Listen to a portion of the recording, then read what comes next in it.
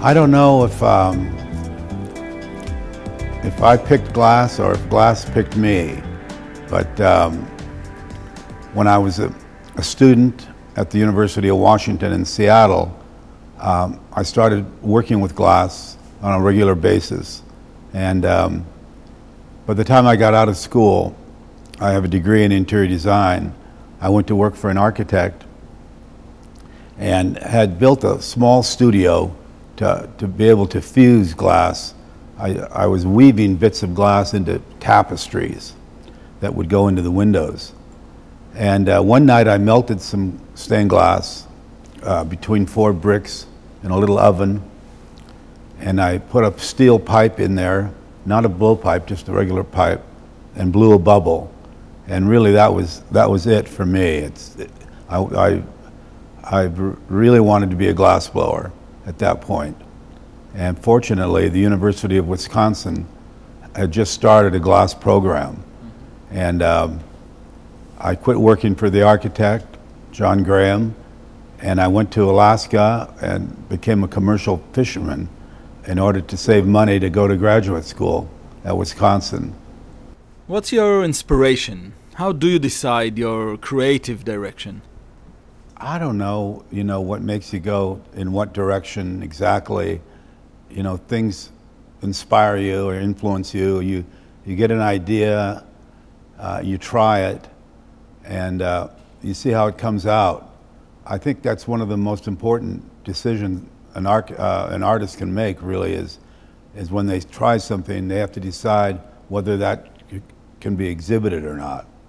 And so I've tried many things that people have never seen, but I have done a lot of 15 or 20 different series of work over the years. Do you plan precisely the outcome of your work? No, well, I mean, you can plan it exactly. It's not usually the way I work.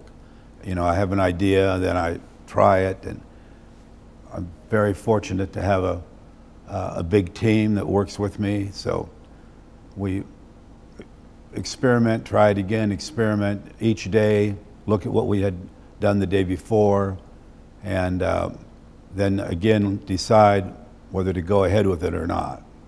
We're lucky to be able to have exhibits in many places. I show in galleries, I show in museums, and I show a lot in arboretums or gardens. Glass was not immediately recognized as art. No, I think the big difference is the fact that some of us have had shows in museums, and that really got the attention of the collectors. And so over the last 25 years or so, it's gotten more and more popular. The Pilchuck Glass School, which we started in 1971 outside of Seattle,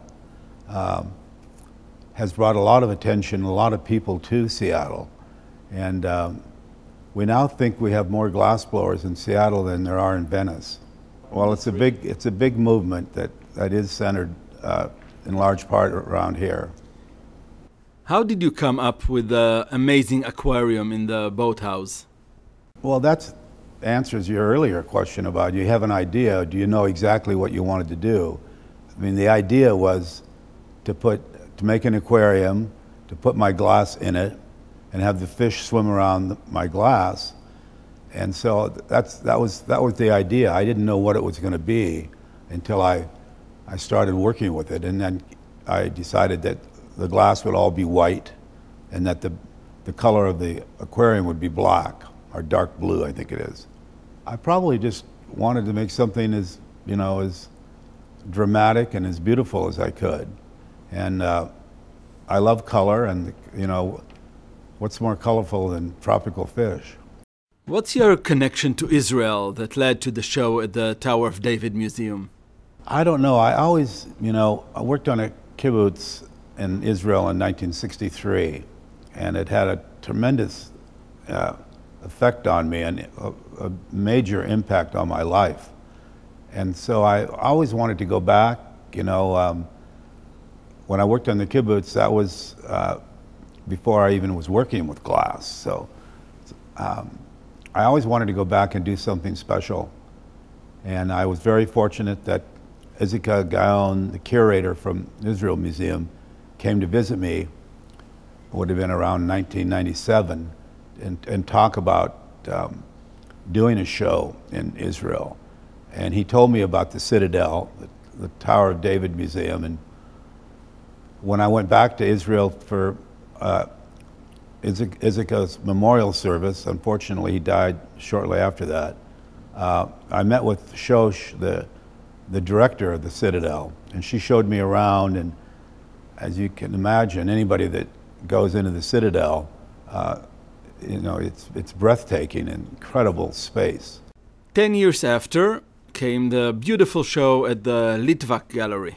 It's a beautiful 10,000 square foot gallery, and so we've decided to do an exhibition that shows several different series of mine. And some of the work is a little more traditional from what I've done, and other series are brand new. So it'll be something fresh, and I can't wait to get over there and see it myself. Hopefully they'll enjoy the show and really, it's, you know, enjoy. These are mostly objects. There are a few installations in the show as well, but they're mostly objects, single or sets, sea forms and baskets and Venetians. We'll see how they like it. And you made an opera set. I did some sets for Bartok's Bluebeard opera, which is going to be performed by the opera in Tel Aviv. I think they're doing 8 performances shortly after Muli Litvak's opening at the gallery.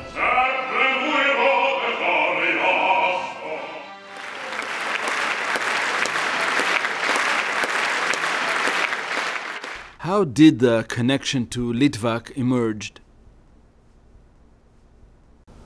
Well, I don't know. Muli came here to see my work a couple of years ago, and we started talking. And next thing I know, he's building this grand gallery, and I wanted to be part of it. And so we started looking at works and picking works, and the result of which you'll get to see very soon. What's next? You don't stop working. I never know what the future will bring. I never expected to be doing what I'm doing now. And now you're painting a lot. Yeah, I do a lot of paintings and drawings and a lot of glass, and I'll just keep making what I like to do, and we'll see what happens. You don't blow glass yourself anymore. Yeah, it's like a conductor or like a director, maybe even like, you might say, like an architect. And a lot of my success is due to having been able to work with some great people. How did the accident when you lost your eye affect your art? Well, the accident influenced me in that after the accident, it was more difficult to work in the hot shop with my being the master, or the gaffer, we call him. I did work for a while, but it was difficult because no peripheral vision and no depth perception made it harder. So I had a great glass blower working with me at that time, Billy Morris, and I said, Billy, you're going to have to take over on the gaffer spot, and that was the beginning of it, and it's been that way ever since. I've been able to direct a team and have just great glass blowers work with me. Weren't you angry that your love, the glass, made you blind? Yeah, I don't know. I was never angry about that accident. I just felt so lucky to be alive. I went through that windshield and had 253 stitches, in my face. But it came very close to putting both eyes out. So I've been very lucky that it wasn't, both eyes. Did it affect your creativity? Well, it probably did in that I was in a different position, but it didn't affect my mind, my ideas. Finally, Mr. Chihuly, what's your tips to the next generations of glass artists? I tell students that the most important thing that you can do is to try to be around artists. I don't think it's very easy to teach art.